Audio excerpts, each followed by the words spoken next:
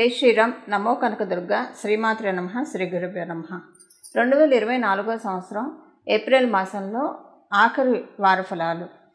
April మాసం ఆఖరి వారఫలాలు అంటే ఏప్రిల్ 28వ తారీఖు నుంచి మే 4వ తారీఖు వరకు ఈ వారాంతం కూడా ద్వాదశ రాశుల వాళ్ళకి గోచర గ్రహస్థితుల ఫలితాలు. మొదటిగా గోచర గ్రహస్థితులు. అన్నిట్లోకి ప్రథమ రాశి అయిన మేషరాశిలో సూర్యనారాయణమూర్తి సంచారం జరుగుతూ ఉంది. గురుదేవుడి సంచారం జరుగుతూ ఉంది. శుక్ర భగవానుడితోటి కూడి ఈ మూడు గ్రహత్రయం మనకి మేషరాశిలో జరుగుతూ ఉంది. మేషరాశిలో ఉన్న గురు భగవానుడు మే 2వ తారీఖు నుంచి మేషరాశి నుంచి మీ వృషభ రాశిలోకి ఆయన అడుగుపెట్టబోతూ ఉన్నాడు. కన్యా రాశిలో కేతు భగవానుడి సంచారము, శనైశ్వరుడి సంచారం కుంభరాశిలో జరుగుతూ ఉంది. ఆఖరిదైన మీనరాశిలో కుజుడు, బుధుడు, రాహువు ఈ ముగ్గురు కలయిక మీనరాశిలో జరుగుతూ ఉంది. 2 రోజులకి ఒక రాశిని చుట్టూ వచ్చే చంద్రభగవానుడు ఈ వారంలో ధనుస్సు రాశి మొదలుకొని కుంభరాశి వరకు ఆయన సంచారం సాగిస్తూ ఉన్నాడు. అంటే ధనుస్సు రాశిలో ఆయన సంచారం ఉంటుంది, మకర రాశిలో ఆయన సంచారం ఉంటుంది, అలాగే కుంభరాశిలో కూడా ఆయన సంచారం ఉంటుంది. ఈ గోచర గ్రహస్థితులను అనుసరించి ద్వాదశ రాశుల వాళ్ళకి ఈ వారం ఎలాంటి ఫలితాలు ఉన్నాయో ఒకసారి పరిశీలిద్దాము. ఈ విషయం పరిశీలించడానికి ముందుగా ఈ వారంలో ఏమన్నా విశేషం ఉందా ఈ వారం యొక్క గ్రహస్థితుల్లో, ఈ విషయం మీద కూడా ఒకసారి మనం దృష్టి సారిద్దాం. ఈ వారంలో అతి ముఖ్యమైన అంశం ఏంటంటే కుజశనిల కలయిక కుంభరాశిలో ఇన్నాళ్ళు జరిగింది, అది బ్రేక్ పడుతూ ఉంది. ఈ వారము కుజుడు, శని ఇద్దరు కూడా విడివిడిగా వాళ్ళ అంటే విడివిడి రాశిలో సంచారం చేస్తూ ఉన్నారు. శనీశ్వరుడు కుంభరాశిలో, అలాగే మీనరాశిలో కుజుడు. వీళ్ళిద్దరు శనీశ్వరుడు, మంగళ్ వీళ్ళిద్దరూ కూడా ఇన్నాళ్ళు కుంభరాశిలో కలిసి సంచారం చేశారు. కొంతమందికి కొన్ని విషయాల్లో మనస్పర్ధలు, కొన్ని లీగల్ ఇష్యూస్ వరకు వెళ్ళడము, లేదా కొన్ని ప్రైవేట్గానే ఇష్యూస్ సాల్వ్ అవ్వడము, తదితరమైనవన్నీ అసలు మనశ్శాంతి లేకపోవడము. ఇది ఒక రకంగా చూస్తే చాలా మంచిది. రీసెర్చ్కే కానివ్వండి, కొన్ని విషయాల్లో ఇది పోరాట పటమనిస్తుంది శనైశ్వరుడు కుజుడు సంచారము. కానీ కొన్ని విషయాల్లో డ్రాబ్యాక్స్ని కలిగించింది.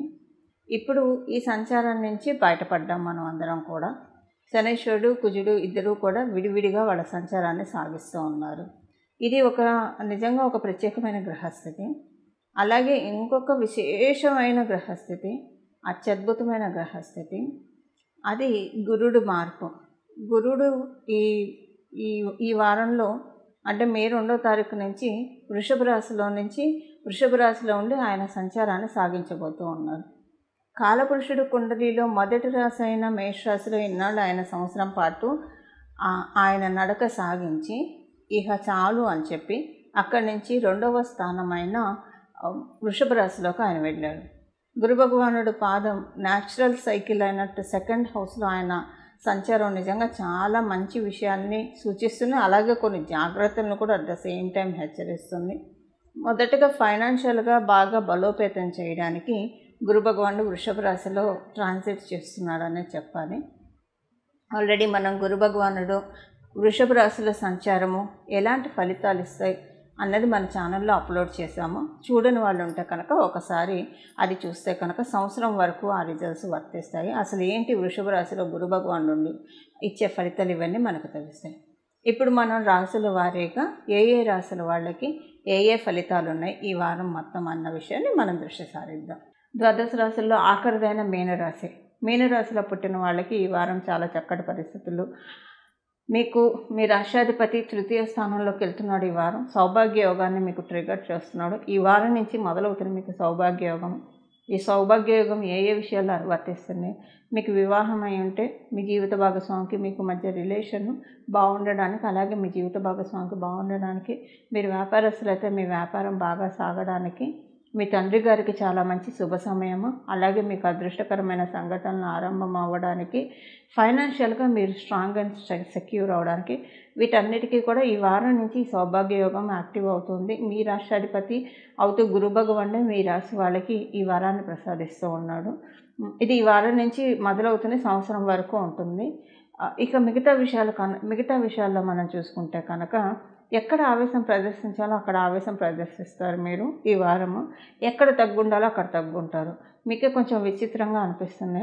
అంటే చాలా బ్యాలెన్స్డ్ నేచర్ మెయింటైన్ చేస్తారు. తద్వారా ఏంటంటే మరీ చేతగాని వాళ్ళగా మిమ్మల్ని జమ కట్టరు, అలాగని మిమ్మల్ని మరీ పౌరుషవంతులుగా కూడా చూడరు. చాలా కరెక్ట్గా ఉన్నారు వీళ్ళు అని అనుకుంటారు. అలా ఉండే విధంగా ఈ వారం మిమ్మల్ని గోచర గ్రహస్థితులు మీకు కొన్ని విషయాలు మీకు నేర్పిస్తూ ఉంది. పరిస్థితులు అన్నీ నేర్పిస్తే అంటూ ఉంటారు కదా, అలా ఈ వారం గోచర గ్రహస్థితిని మీకు కొన్ని మంచి అంశాలు నేర్పిస్తుంది. మీరు ఏదైనా కాంపిటేటివ్ ఎగ్జామ్స్ రాయాలనుకుంటే చాలా మంచి శుభ సమయం. ఈ వారం నుంచి మీరు ఎన్రోల్ చేసుకోండి, చాలా మంచి శుభ సమయం. విద్యార్థులందరికీ కూడా చాలా చక్కటి శుభకాలం. ఏదైనా కొత్త స్టడీ చేయాలన్నా కూడా మంచి శుభ సమయం. అదే కోర్సెస్ ఎన్రోల్ చేసుకోవడానికి హడావిడి పడకండి, కొంచెం ఆలోచించుకొని నిర్ణయం తీసుకొని ఎన్రోల్ అవ్వండి. ఎందుకంటే బాగుంది, కాకపోతే తొందరపడి తీసుకుంటే కనుక ఆవేశంగా తీసేసుకుంటా, అంటే ఇది నేను చేయగలను ముందే వెనక చూసుకోకుండా తీసుకుంటే మళ్ళీ అది డ్రాప్ చేసి ఇంకోటి తీసుకొస్తారు. సో ఏదైనా సబ్జెక్ట్ తీసుకున్నప్పుడు దానికి మీరు ఎంతవరకు సూట్ అవుతారు, ఎంతవరకు చేయగలుగుతారు, ఇవన్నీ కొంచెం సాధ్యాలు ఆలోచించి తీసుకోండి. ఎందుకంటే కుజుడు కూడా ఇప్పుడు మీ రాశిలో ఉండడం వల్ల టకీమని తీసేసుకుంటారు. ఏం పర్లేదు, ఏదైతే అదని చేసేద్దాం అని చెప్తారు.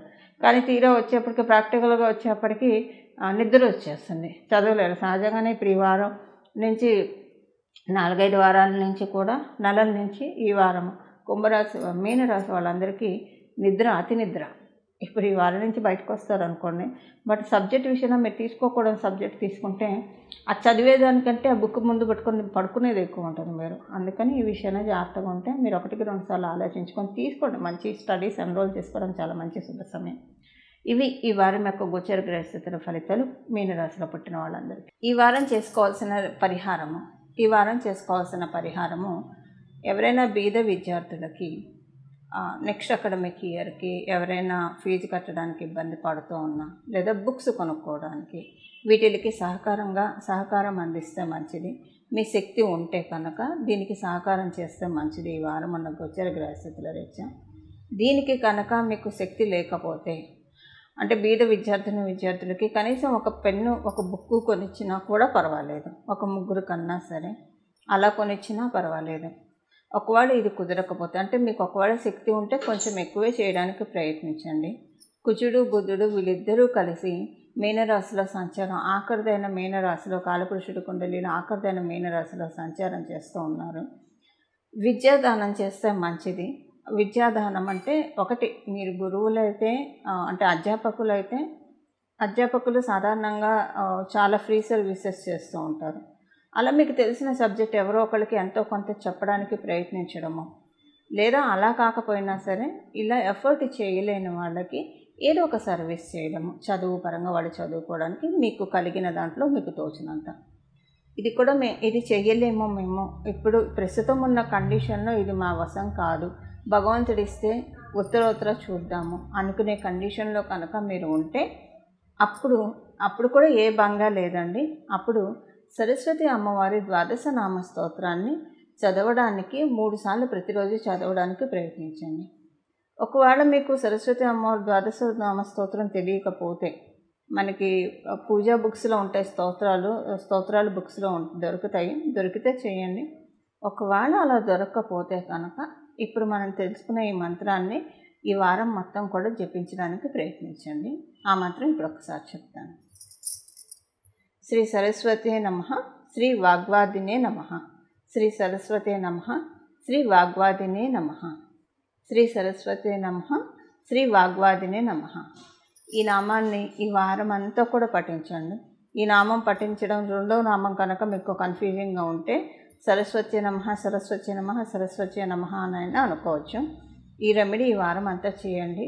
ఈ వారము అందరికీ కూడా సరస్వతి అమ్మవారి బ్లెస్సింగ్స్ చాలా బాగా ఉన్నాయి. 12 రాశుల వాళ్ళకి అందరికీ కూడా 27 నక్షత్రాల వాళ్ళందరికీ కూడా.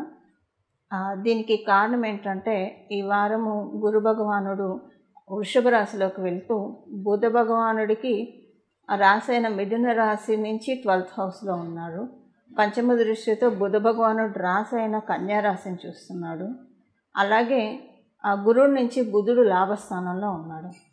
ఈ కండిషన్స్ రీత్యా ఇక్కడ అందరికీ కూడా నాలెడ్జ్ యాక్టివేట్ అవ్వడానికి, అంటే ఆల్రెడీ నాలెడ్జ్ ఉన్నా కూడా ఒక్కొక్కసారి మనకి తెలియకుండా రాంగ్ డెసిషన్స్ తీసుకుంటూ ఉంటాం, లేదా ఏ డెసిషన్ తీసుకోవాలో మనకు అర్థం కాదు. ఒక్కోసారి ఒక పని ఎలా చేయాలో తెలియక ఇబ్బంది పడుతూ ఉంటారు. ఒక్కోసారి ఎవరితో ఎలా మాట్లాడో తెలియక ఇబ్బంది పడుతూ ఉంటారు. ఏం మాట్లాడినా తప్పులు పెడర్థాలు వస్తున్నాయని బాధపడుతూ ఉంటారు. వీటన్నిటి నుంచి కూడా దేనికైనా వాక్య ప్రధానం కదండి. అందుకే మన పెద్దలు చెప్తూ ఉంటారు, నోరు మంచిదైతే ఊరు మంచిదవుతుందని. ఇలా మన నోరు మంచిది అవ్వాలన్నా, అందరి దృష్టిలో మనం చక్కగా నానాలన్నా కూడా ఈ వారం ఈ పరిహారం చేసుకుంటే కనుక అత్యద్భుతమైన ఫలితాలు మీరు నిస్సందేహంగా చూస్తారు. మంగళం. నమో భగవతే వాసుదేవాయ.